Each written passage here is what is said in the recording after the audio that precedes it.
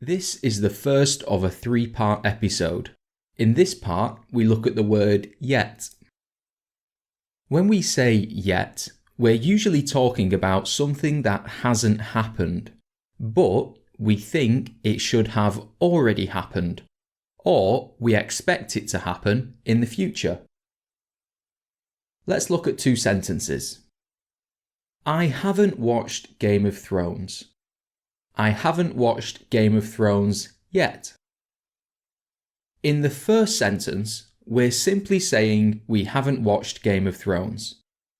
In the second sentence, we're saying we haven't watched Game of Thrones, but we expect to in the future. Let's try another example. Have you told that girl how you feel yet?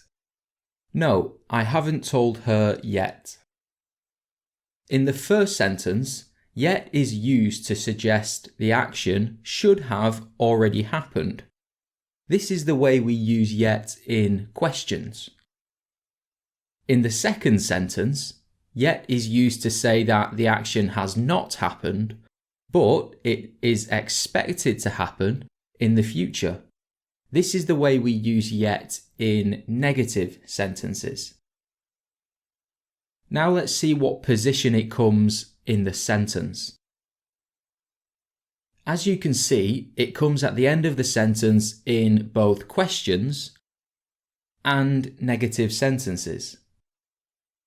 We don't usually use yet in affirmative sentences because yet indicates an action has not taken place, so it wouldn't make sense.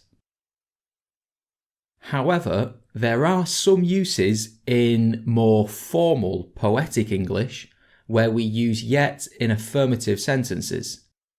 For example, I am yet to discover the meaning of life, and that means the same as I haven't discovered the meaning of life yet.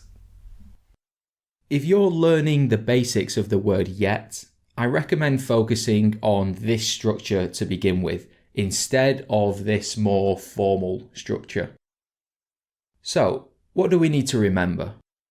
We use yet to say an action should have already happened, or we expect it to happen in the future, and yet comes at the end of the sentence. In part 2 and 3, we look at the words already and just.